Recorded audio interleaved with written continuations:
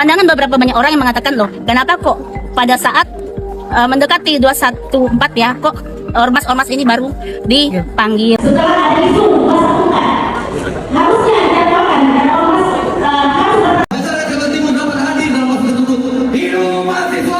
Sepertinya Bapak Rudi Masud mulai ketar-ketir menuju 21 April yang mana akan diadakan aksi demo besar-besaran meliputi elemen masyarakat dan puluhan ormas yang ada di Kaltim untuk melengsarkan Bapak Rudi Masud ini. Pemprov Kaltim mulai memanggil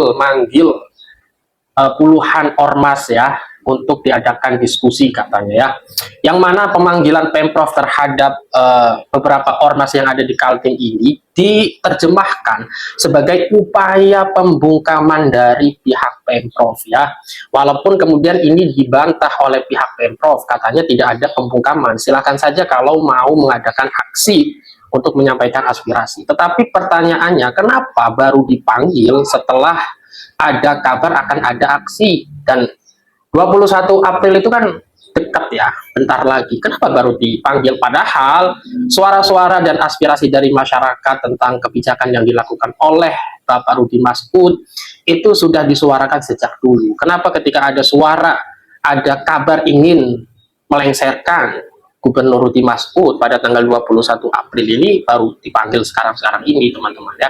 Ya kita lihat dulu lah bagaimana perkembangan dari masyarakat Kaltim yang antusiasnya luar biasa ya teman-teman untuk melakukan aksi demo nanti. Kita lihat dan kita tanggapi di akhir video nanti. Silahkan. setelah ada isu 214, harusnya dijadwalkan dan ormas harus berperan aktif dalam penting untuk pembangunan Kalimantan Timur. Jadi jangan sampai hanya ada isu-isu yang tidak dari bentuk sosial dan baru ormas diperlukan. Itu pertama. Kedua,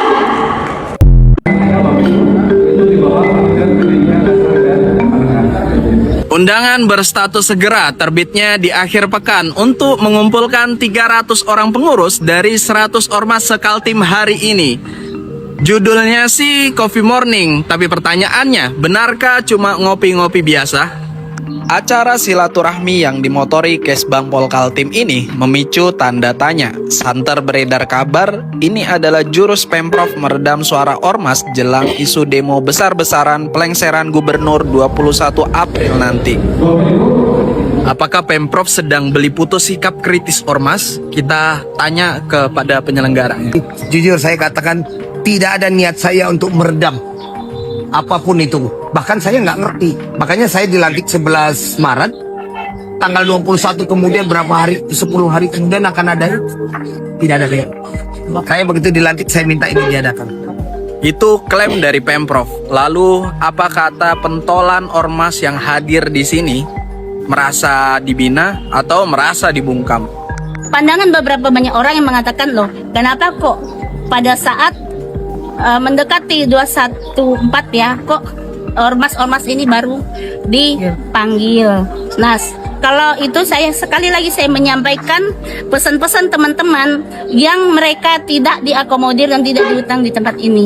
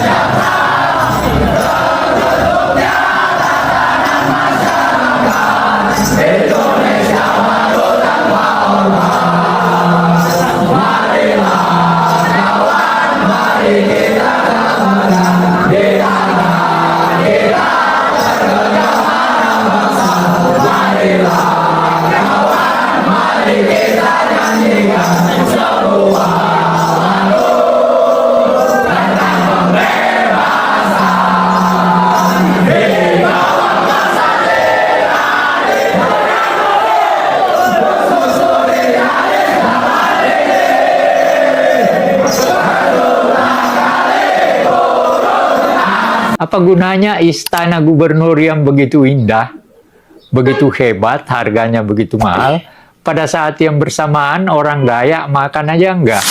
Gubernur Kalimantan Timur itu punya mobil 8,5 miliar. Apa yang sekarang terjadi? Sekarang dia jalan rusak sebagian rupa, lebih banyak. Apa yang dia mau lakukan? Sedang merancang untuk membangun rumah gubernur yang harganya ratusan miliar. Masuk akal nggak? Ini ada di Kompas loh hari ini.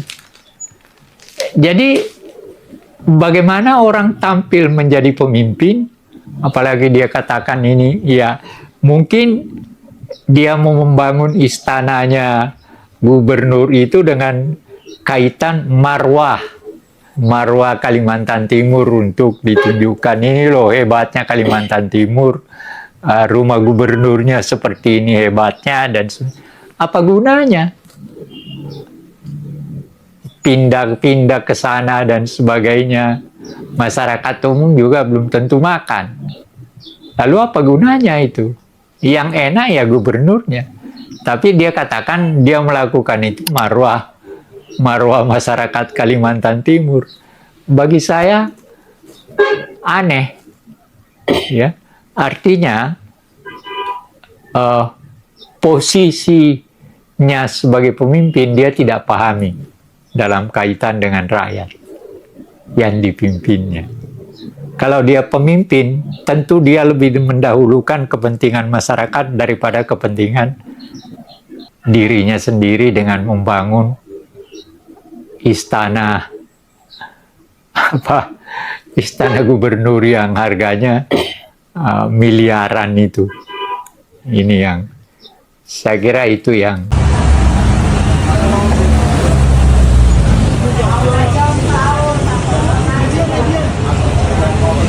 untuk mengakomodir keinginan masyarakat ya, pada saat demo nanti ya, tanggal 21 April. Bantuan masyarakat, bantuannya berupa air mineral, terus makanan ringan, terus ada juga uang. Nanti kalau untuk pada saat demo ya, mungkin logistiknya makanan mungkin, nasi kotak, gitu kan, terus minuman.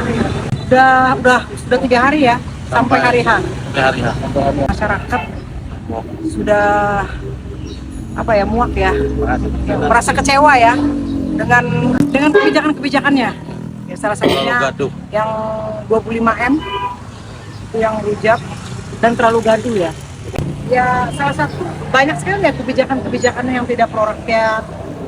Terus politik dinastinya, yang kegaduhan terkait 8,5M, yang rujak 25M, dan banyak lagi lah. BPD. Ya, banyak masyarakat kecewa. Terus termasuk Bank BPD ya.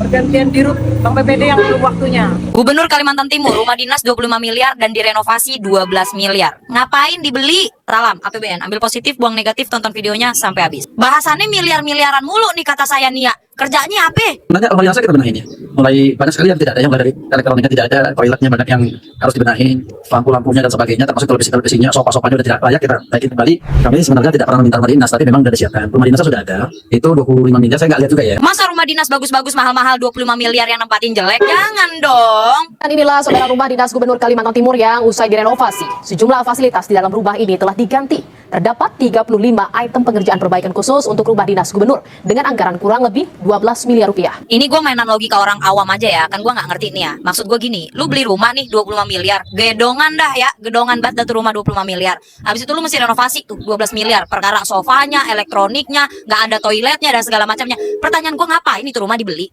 Biar apa rumahnya dibeli 25 miliar, sedangkan lu masih harus keluar duit lagi 12 miliar. Nih gue akal logika orang awam goblok aja deh ya. 25 miliar itu bisa bangun rumah subsidi rakyat, mungkin bisa 150 rumah kali. Di belahan dunia lain ada rumah BTN yang dikhususkan untuk rakyat, itu pun harga rumahnya masih ratusan juta rupiah, sedangkan di kursi pejabatnya rumah dinasnya 25 miliar yang masih harus direnovasi 12 miliar, perkara sofa sama toilet. Sekarang emang yang harus dijaga tuh marwah pejabat ya, marwah gubernur, marwah pemimpin daerah gitu ya. Marwah masyarakat mah nggak perlu dijaga, kata gua mah nggak usah. Masyarakat mah apaan sih ya, mana pajak juga suka kagak bayar ya kan, BPJS juga suka nunggak gitu kan, kagak usah. Marwah masyarakat mah nggak usah dijaga, marwah pemimpinnya yang wajib dijaga. Padahal mah ya rakyat tuh mau loh taat pajak, tapi saking aja pengangguran, nggak ada lapangan kerja, kurangnya lapangan kerja, janji lapangan kerja yang tidak terpenuhi gitu ya.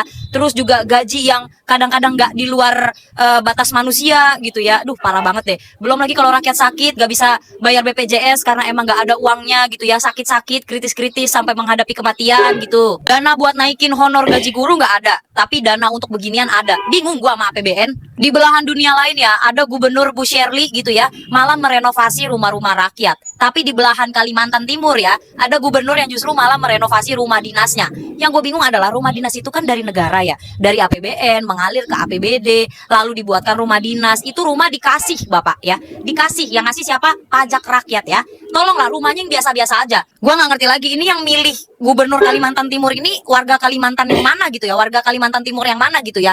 Hebat banget loh gubernur kalian ini ya. Bukan terkenal lewat jalur prestasi, bukan terkenal lewat jalur pekerjaannya yang bagus gitu ya, tapi lewat jalur yang anggarannya nggak masuk akal logika manusia gitu ya. Nggak bisa. Gua rasa gue juga bukan manusia ini, karena akal logika gubernur kalian nggak masuk di logika gua. Ya masa rumah dinas yang tidak ditempati puluhan tahun tidak direnovasi? Ya jangan dong. Ya masa pemimpinnya disuruh tidur di gubuk? Ya jangan dong. Harus dijaga dong marwah pemimpinnya. Kalian juga ini netizen jangan terlalu banyak iri hati, iri dengki lah ya. Biarkan pemimpin kalian itu bersorak-sorai. Biarkanlah pemimpin kalian itu tidur di rumah 25 miliar tambah 12 miliar itulah ya. Jadi 37 miliar lah ya dia ya. Terus kalian rakyat-rakyat Kalimantan gimana? Ya udah kalian makan batu-batu. Jalanan di Kalimantan Timur kayak mana? Udah bagus kan? Udah bagus lah. Itu buktinya pemimpin kalian udah bisa renovasi rumah dinas 12 miliar itu kan. Berarti kan anggaran untuk memperbaiki jalanan sudah turun dong. Mobil dinas tembus 8 miliar. Rumah dinas tembus 25 plus 12 miliar. Ya mantap lah udah pejabat kalian itulah. Nggak ada lawan lagi lah. 25 miliar plus 12 miliar plus 8 miliar waktu itu kalau dibangun jalanan Kalimantan Timur untuk lebih maju atau untuk membangun usaha UMKM masyarakat Kalimantan Timur. Kira-kira Kalimantan Timur sekarang sudah sekaya apa ya? Jalanannya sudah semulus apa ya? Tapi rasanya hal-hal itu tidak terfikir oleh pemimpin kalian itu. Gubernur Kaltim akan didemo besar-besaran oleh masyarakatnya sendiri. Mereka mengatasnamakan Aliansi Perjuangan Masyarakat Kaltim. Teman-teman, kalian harus tahu Gubernur Kaltim ini adalah kontroversi. Pertama, tiba-tiba mau membeli mobil dinas seharga 8,5 miliar. Tentu ini tidak sembarang mobil super mewah. Harga 1 miliar saja bagi masyarakat itu sudah mewah. Innova saja paling 500 juta, Fortuner sekitar 600 juta. Kalau 8,5 miliar ini super mewah. Belum selesai masalah mobil yang sudah dibatalkan, sekarang bikin geger anggaran renovasi rumah dinas gubernur. Gak tanggung-tanggung, nilainya 25 miliar. Tentu kasus mobil dinas, kasus renovasi rumah dinas ini membuat masyarakat marah. Ribuan orang akan turun ke jalan demo pada tanggal 21 April 2026. Cak Soleh, meskipun wong Surabaya gak ono hubungan mbek wong Kalimantan, tetapi kita patut mengapresiasi siapapun pejabat publik, gubernur, bupati, wali kota, kalau tidak bekerja untuk rakyat, kalau sekedar foya-foya menghabiskan duit rakyat, memang harus didemo. Bila perlu kalau kalian pengen memakzulkan, silahkan dimakzulkan. Harusnya bupati, gubernur, wali kota meniru jejaknya Deddy Mulyadi, meniru jejaknya gubernur Maluku Utara, perempuan yang bagus, bekerja untuk masyarakat. Tidak boleh yang namanya pejabat publik itu aji mumpung berkuasa, mumpung punya kewenangan, gawe anggaran sing gede, itu tidak boleh. Ayo teman-teman, kita dukung masyarakat Aliansi Perjuangan Masyarakat Kalimantan Timur di dalam mendemo Gubernur Kaltim ini. Selamat berjuang buat teman-teman di luar Kaltim mendukung kalian. Ada yang masih ingat peristiwa ini nggak? Saya mohon maaf yang sebesar-besarnya. Saya akan berbuat yang lebih baik. Terima kasih. Ya, jadi ini tuh peristiwa di Pati pada tahun 2025 lalu, saat dimana masyarakat itu udah merasa sangat muak banget dengan pejabat yang tidak amanah. Dan sepertinya kejadian semacam ini tuh akan terjadi lagi guys.